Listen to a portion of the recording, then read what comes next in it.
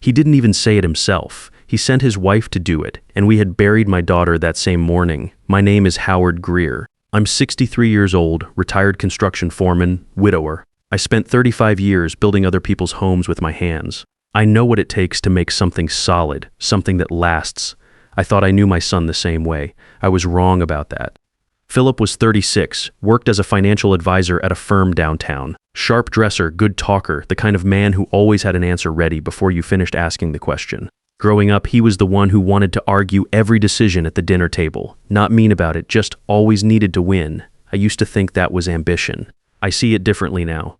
Adele was 34, 2 years younger than her brother. She was nothing like him. She was quiet and careful and thought about people before she thought about herself. She ran a freelance graphic design business out of the spare bedroom and was better at it than she ever gave herself credit for. She called me every Sunday morning without fail, just to check in, just to talk. After Beverly passed, those Sunday calls were the thing I looked forward to most. Beverly, my wife of 31 years, early onset dementia, the doctors called it. She was only 59 when the symptoms started. I sold our house in Columbus to pay for her care and never once regretted it. When she was gone, it was Adele who called me within the hour. It was Adele who drove to the facility and sat with me in the parking lot while I just stared at the steering wheel. It was Adele who said, 2 weeks later, Dad, come stay with us, not as a guest, as family. Philip agreed. At least he said he did. I moved in 3 years ago. I told myself I wasn't going to be a burden. So I wasn't. I contributed $75,000 to the down payment on the house, formalized with a written ownership agreement that Adele insisted on drawing up with a notary. Dad, this protects you, she said. This is an investment, not charity. I built the entire garage workshop from the foundation up, materials and labor that would have cost anyone else close to $40,000. And in 2021, when Philip lost his position at the firm and money got tight, I quietly covered the mortgage for 18 months, $1,800 a month, $32,400 total. I kept every bank record, every transfer confirmation, every receipt going back 3 years, not because I expected trouble, just because that's how I was raised. You keep your paperwork. Adele died on a Tuesday. A drunk driver ran a red light on her way home from a client meeting. She was 34 years old.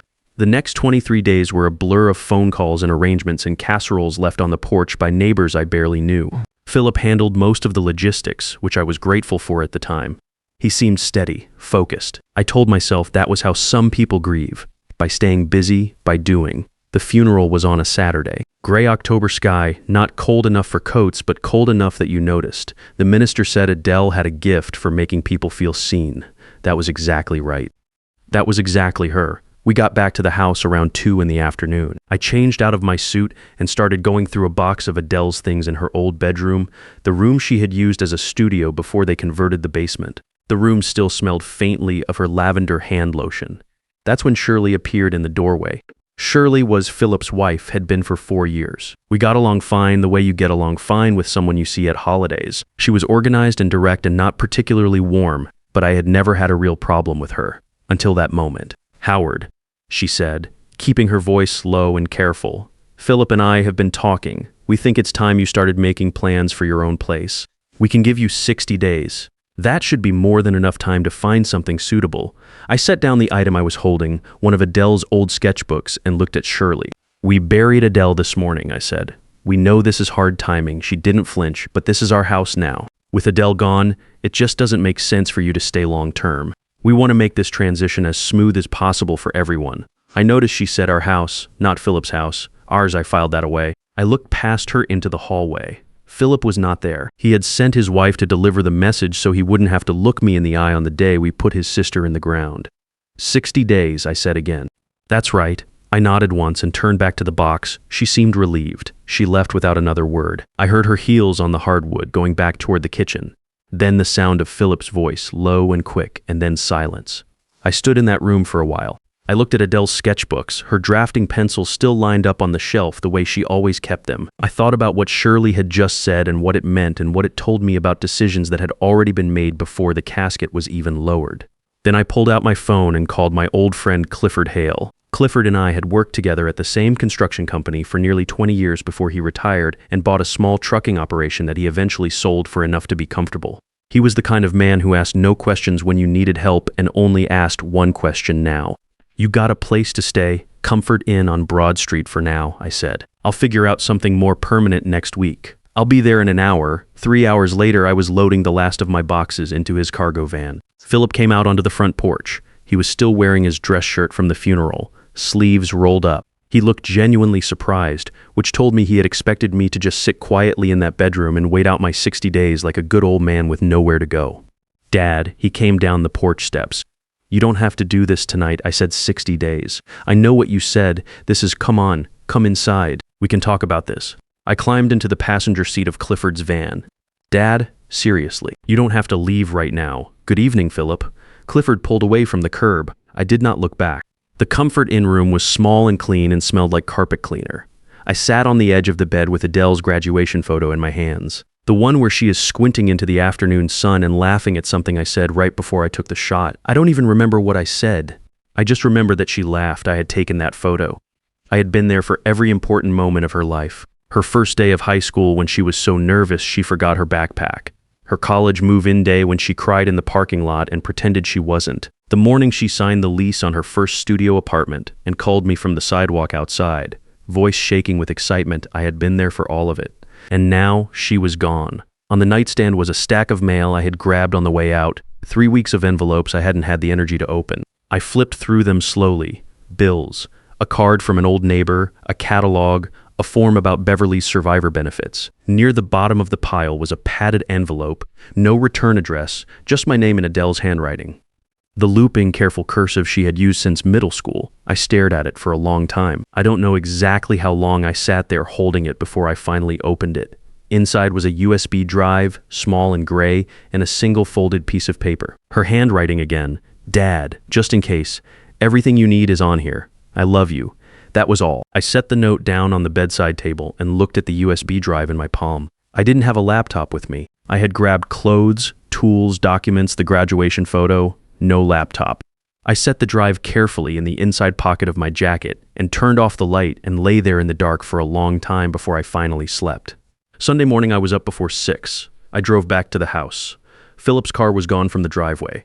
He played golf at the country club every Sunday morning, same tee time for years, rain or shine. Grief, apparently, had not changed his schedule. I still had my key. He hadn't thought to ask for it back. I let myself in through the side door and went straight to Adele's home office, the small room off the kitchen where she had run her design business. Everything was exactly as she had left it. Her drafting tablet on the desk, her client folders in the wire rack on the wall, her color-coded filing system that I had always teased her about. She had laughed and said, Dad, someday that system is going to save somebody. She was right. It saved me. The folder marked House Documents Important was in the second drawer, right where I expected it. Inside, the mortgage papers, the deed, the home inspection report from when they bought the place, and clipped to the purchase agreement was the document Adele had insisted on drawing up with a notary 3 years ago. My name, her name, the property address, $75,000. A formal co-ownership agreement witnessed and signed. I photographed every page with my phone, then returned the folder to exactly where I found it. On my way back through the kitchen, I noticed Philip's laptop sitting open on the counter. Screen was locked. And there, stuck to the edge of the keyboard, was a yellow post-it note with a password written in blue ink. 8 characters, capital letter, 2 numbers at the end. Philip had never been careful about that kind of thing. He was the person who used the same password for everything and wrote it on a sticky note and called other people careless. I stood there for a moment. Then I sat down and typed in the password. The screen came to life on his email inbox. I scrolled carefully, not opening anything, just reading subject lines and preview text. I was looking for anything related to the estate, the house, the probate process. I found it quickly. An email thread between Philip and Shirley, dated 4 days after Adele's accident. Shirley, so the house is fully yours now. Philip, technically yes. Adele's name was on the deed too, but as her brother and the surviving co-owner, I should inherit her share through probate. The lawyer says it's straightforward as long as we move quickly. There's some paperwork, but nothing complicated. Shirley, what about Howard Philip?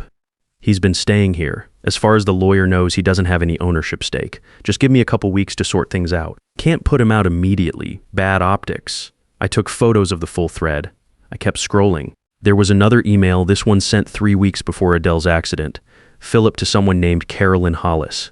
Can't wait for Friday. She has a client call that runs late, so we'll have the place to ourselves until at least 10. Bring that wine you mentioned.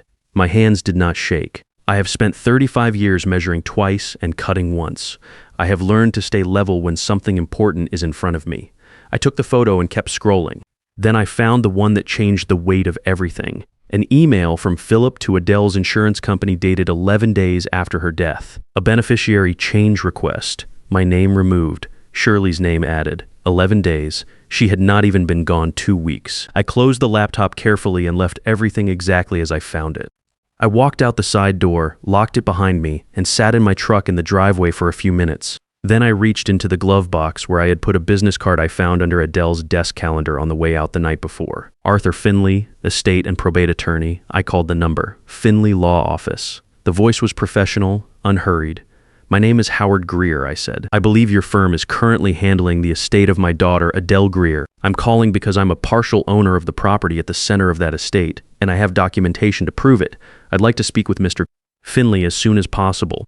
There was a pause. Mr. Greer, the voice said, let me check his calendar. Can you come in tomorrow morning? I can bring your documents. I drove back to the Comfort Inn. I spread everything across the bed. The ownership agreement photos, the email screenshots, the insurance beneficiary change. Then I took out the laptop I had borrowed from Clifford the night before and plugged in Adele's USB drive. She had copied everything. The original co-ownership agreement, a record of my $75,000 contribution with the wire transfer confirmation. A detailed log of my 18 monthly mortgage payments, $1,800 each, from March 2021 through August 2022, with dates and amounts.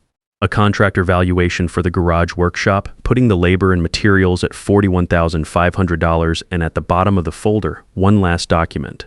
A page in her own handwriting dated 2 months before she died. Dad has contributed the following to this property. She had listed everything, every dollar, every hour, every repair. At the bottom she had written, he built this house as much as anyone in it. Make sure he is protected. I sat in that hotel room and read it 3 times. Then I closed the laptop and got ready for the morning. Arthur Finley was younger than I expected, maybe 42, with reading glasses pushed up on his forehead and a desk covered in organized stacks of paper. His office smelled like coffee and old books. He stood up when I walked in and shook my hand like he meant it. Mr. Greer, thank you for coming in. He gestured to the chair across from his desk. I have to be straightforward with you. When your son hired me to handle this estate, something felt off. He was pushing to close things out very quickly before a full asset inventory had been completed. He was particularly focused on establishing sole ownership of the house. I flagged it internally but didn't have a specific reason to push back. Until now, I laid the printed documents on his desk. The co-ownership agreement, the wire transfer confirmation for $75,000, the 18 months of mortgage payment records, $1,800 a month, March 2021 through August 2022, the contractor valuation for the garage. Adele's handwritten summary, dated 2 months before she died. Finley picked up each page and read it carefully. He didn't rush. When he finished, he set them down in a neat stack and folded his hands on top. Your son told me you were a long-term houseguest, he said. He specifically stated there were no other ownership interests in the property. That is not accurate. No, it is not. He leaned back in his chair. Mr. Greer, I need to withdraw from representing Philip. What I'm looking at here is a direct conflict of interest. But more than that, if he knowingly withheld this information when he filed the initial probate documents, we are looking at a misrepresentation to the court. That is serious. There's more, I said. I showed him the email screenshots on my phone, the thread between Philip and Shirley 4 days after Adele's accident. His response to Shirley's question about my ownership, as far as the lawyer knows, he doesn't have any ownership stake. Finley read it twice. His jaw tightened slightly. Then I showed him the insurance beneficiary change. Philip's request, 11 days after Adele's death, removing my name and adding Shirley's. Finley set the phone down on the desk and was quiet for a moment. How did you access these emails? He asked. His laptop was open on the kitchen counter. He had the password written on a post-it note on the keyboard. I still had a key to the house. Finley nodded slowly. That creates some complications regarding how the emails were obtained. But the documents themselves, the emails and the insurance request, speak directly to his state of mind and his intent. The insurance change in particular is significant, depending on how that policy was structured. Modifying it 11 days after the policyholder's death without probate court authorization may constitute an improper transfer of estate assets. He picked up a pen and wrote something on a notepad.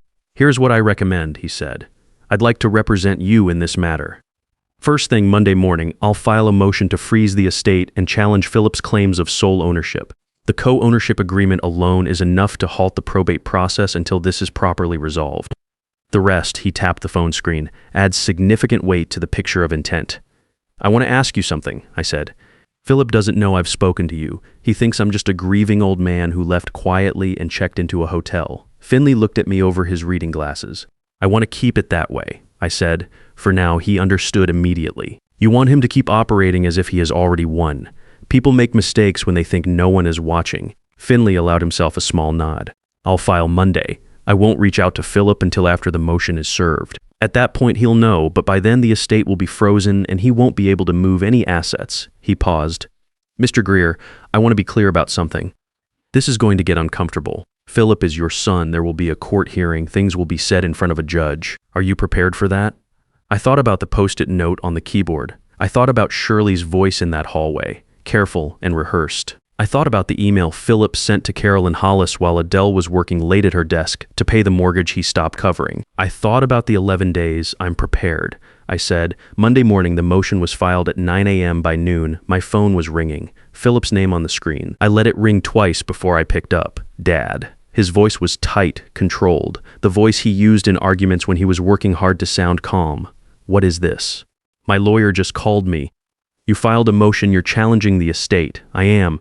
You're claiming you own part of the house. You've been living there as a guest for 3 years. I've been living there as a co-owner for 3 years, Philip.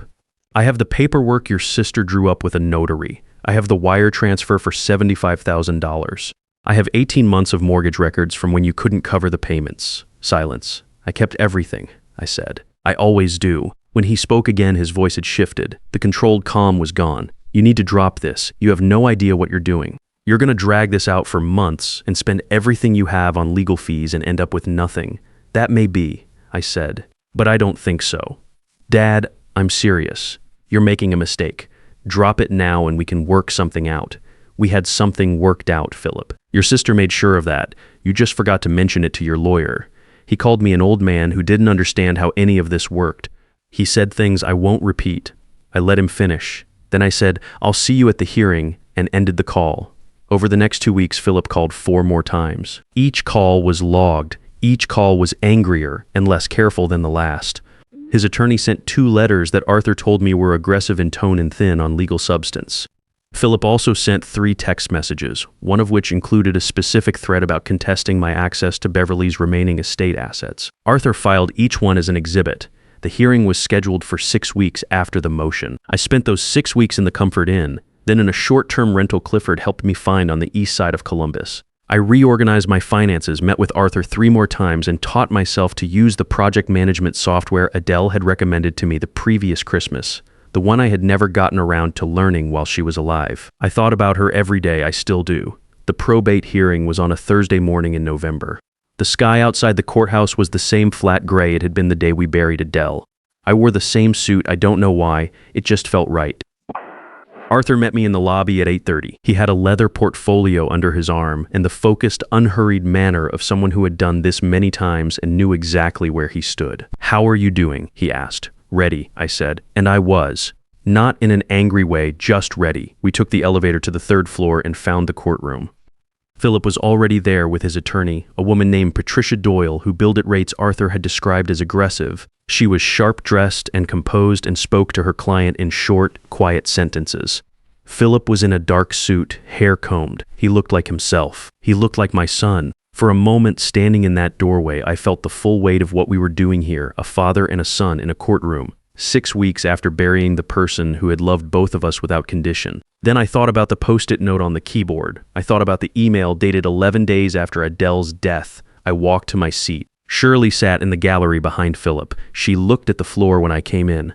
Judge Norma Hale entered at 9:02. She was in her early 60s, silver-haired, with the kind of measured authority that comes from decades of watching people try to get away with things in her courtroom. She reviewed the case file for several minutes without speaking. Then she looked up. Mr. Morrison, she was addressing Philip's attorney. Can you explain to this court why the initial probate filing made no mention of the co-ownership agreement between the deceased and her father, Howard Greer? Patricia Doyle rose. Your Honor, my client was not aware that such a document existed. It was not included in the primary estate files provided to him, and he had no reason to believe the document, Judge Hale said, was in a folder labeled House Documents Important. in the deceased's home office, in the same room where your client has been living for the past 6 weeks.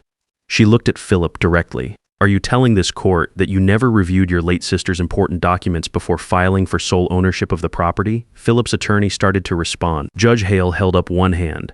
I'd like to hear from your client. Philip cleared his throat. It was an oversight, Your Honor. I was grieving. I wasn't thinking clearly about every piece of paper in the house. I see, Judge Hale made a note. And yet you were thinking clearly enough within 4 days of your sister's death to contact an estate attorney and begin the probate process. You were thinking clearly enough to inform your father on the day of the funeral that he had 60 days to vacate the premises. She paused. And you were thinking clearly enough, 11 days after your sister's death, to submit a beneficiary change request on her life insurance policy, removing your father's name and replacing it with your wife's. The courtroom was very quiet. Patricia Doyle objected on relevance grounds. Judge Hale overruled her without looking up from the file. Mr. Greer, the judge turned to me. Your co-ownership agreement has been reviewed by this court. The notarized document, the wire transfer confirmation, and the 18 months of mortgage payment records you provided are consistent and credible. The contractor valuation of the garage workshop has also been entered into the record. She looked at both sides. Is there any dispute from the opposing party regarding the authenticity of these documents? Patricia Doyle conferred quietly with Philip for a moment. No dispute as to authenticity, Your Honor. Then the co-ownership interest is established. Judge Hale set down the file and looked at Philip with an expression I can only describe as the look of a person who has seen this exact situation before and has no patience left for it. Mr. Greer, what you have attempted to do in this matter is as follows. You failed to disclose a legitimate co-ownership stake to the probate court. You characterized your father as a house guest with no property rights while he held a notarized co-ownership agreement. You moved to evict him from the property on the day of your sister's funeral, and you attempted to redirect life insurance proceeds that were not solely yours to redirect. Whether any of these actions rise to the level of fraud will be a matter for further review. What is not in question is that this court will not allow them to stand. She turned to me. Mr. Greer, your ownership stake in the property is recognized in full. The beneficiary change on the life insurance policy is hereby voided pending a full review of estate assets. You are entitled to remain in the residence for as long as you choose, or until the property is sold and proceeds divided according to documented ownership stakes. Any attempt to interfere with that right will be treated as contempt. She looked back at Philip.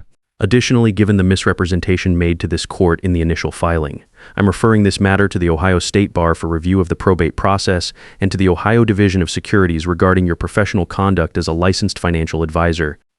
Do you understand? Yes, Your Honor, Philip said. His voice was barely audible. Legal fees incurred by Mr. Howard Greer in this matter are to be covered by the estate. Miss Doyle, I expect a full amended asset inventory on my desk within 10 business days. She closed the file. I sat there for a moment after she left the bench.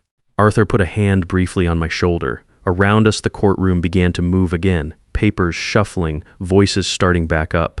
Philip and Patricia Doyle were in close conversation at their table. Shirley had her hand pressed flat against her mouth. I did not feel triumphant. I felt tired in a way that went deeper than sleep could fix, and underneath the tired something quieter, something that felt strangely like Adele. Like she was somewhere nearby, nodding slowly the way she used to when something finally came out right. I gathered my folder, straightened my jacket, and walked out of the courtroom. I did not move back into the house. I thought about it for exactly 1 day and then decided against it. Walking past Adele's empty office every morning, seeing her drafting tablet still on the desk, her color-coded folders still in the wire rack on the wall. I couldn't do it. Some things you know about yourself before you test them. Arthur helped me negotiate a buyout instead. Philip agreed faster than I expected. I think by that point he just wanted it over. The number we settled on was $115,000, which covered my original $75,000 contribution, the documented value of the garage workshop, and a fair percentage of the property appreciation over 3 years. I signed over my ownership stake and walked out of Arthur's office with a check and no intention of looking back. The legal fees came entirely out of the estate, as Judge Hale had ordered. That was not nothing. Patricia Doyle did not come cheap. 3 months after the hearing, I heard through Clifford that Philip had listed the house. It sold in 3 weeks. He and Carolyn Hollis moved into an apartment in the short north. Shirley was gone before the sale closed. I don't know the details, and I didn't ask.